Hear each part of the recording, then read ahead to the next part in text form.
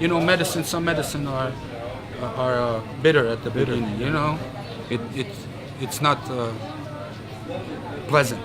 Yeah. But after, when you start to feel the effect, the pleasant effect of Healing, cure, the of cure, the healing, cure coming. yes. Now then you realize that you were sick and now you are getting healthy, and that cure is good for you and you like it, you love it. This is the Dean Show. We're at the juice bar here with nothing but beautiful juices, healthy, alternative. I mean, the right way to go ahead and put the right things in your body. And we got a brother here who we're going to ask a very important question. What turned you out to Islam? What turned you out to actually thinking about the purpose of life to now you're actually practicing the purpose of life in the deen? Before, like 6 years ago, I came to this point in my life where I started to think about the purpose of life. And me and my good friend Zlaya, you know him, we started to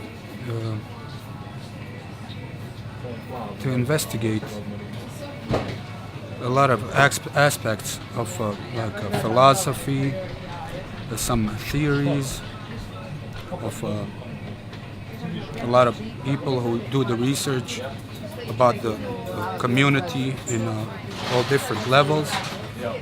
And after some time we came across Islamic view on life. And coming from Muslim background,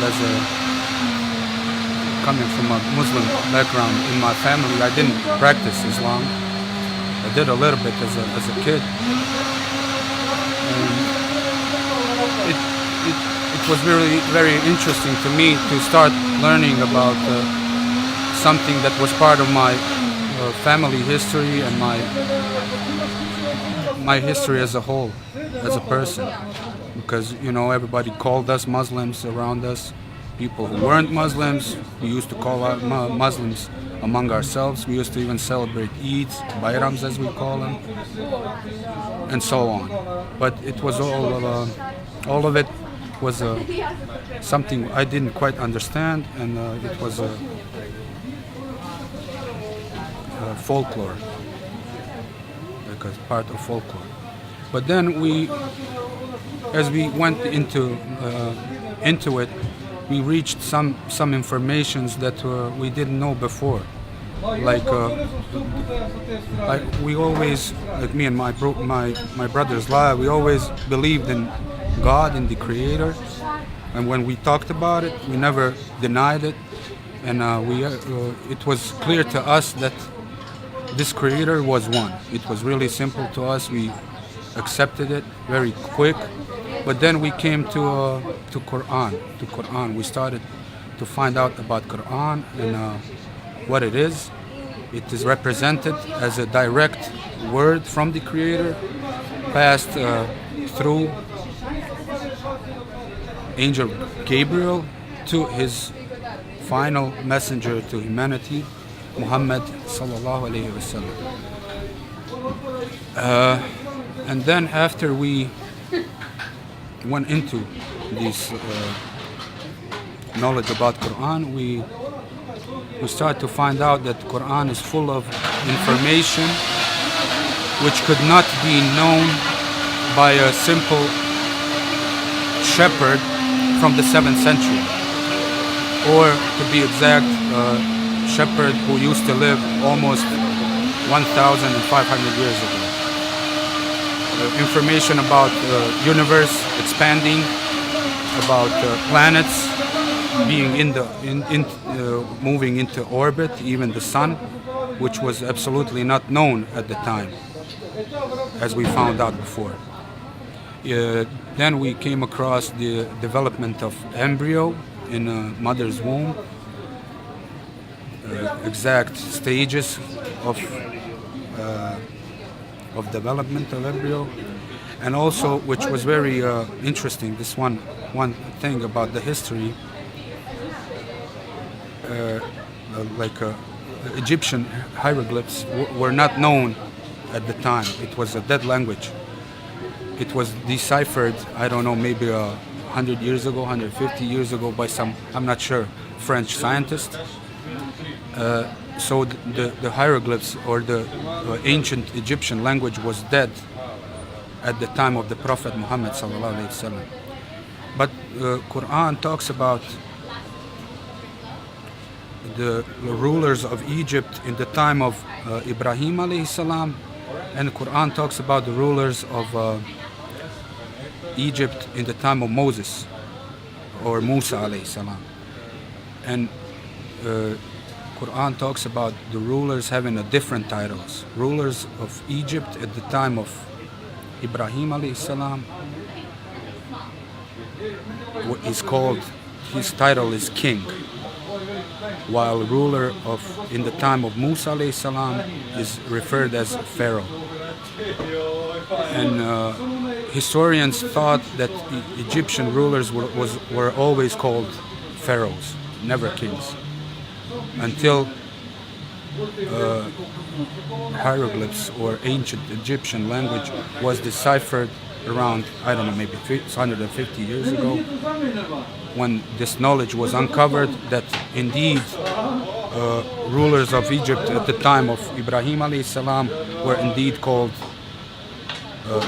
kings, and in the time of Musa alayhi salam. So to keep it, not to go into the information in the Quran, one after another, led me to be convinced that this comes from the source other than a man, from the source who knows it all. And that source can only be God. God, or Allah, or originator of the heavens and the earth, possesses all the knowledge. And this, I came to a conclusion that this could be only from that source. So when I was convinced about that, then I came to this other conclusion that if I trust this source, I trust this source with the other things. And those other things were, I have to establish salah or prayer. I have to do things which it or he tells me to do, and avoid things which he tells me to avoid. Even if I didn't like it at the beginning, it was strange to me because I grew up and I got accustomed to different things. But I was convinced this comes from something supernatural, something which is all-powerful, all-knowing, and I had to submit to this source. And when I started to practice Islam, or these commandments and advices, and to absorb these informations which were given to me at the time, immediately I started to feel peace in my life. At first, before peace, to feel purpose of my life. Why am I here? And it was a tremendous joy to feel to come to the purpose of your life, to finally find out and to be convinced, not only to believe, but to be convinced. Why are we here? Why are we living here? And why are we dying? Like, everything is explained, everything makes sense. And Allah says in the Quran, I have not made jinn or mankind except to worship me. What advice do you have for other people who are seeking that peace that you have now in Islam, and who are seeking purpose, and they're listening to you? They might be Serbian, Croatian, from the Balkans. What advice do you have for the world out there? My advice, if they are seeking for the truth sincerely, they should first of all, before I started to come to Islam, I did believe in God. I did believe in God, and I did ask Him to guide me. So that maybe to them it sounds, maybe they don't want to do it, maybe they don't believe in God right now. But to those who do, even to those who don't, think about it.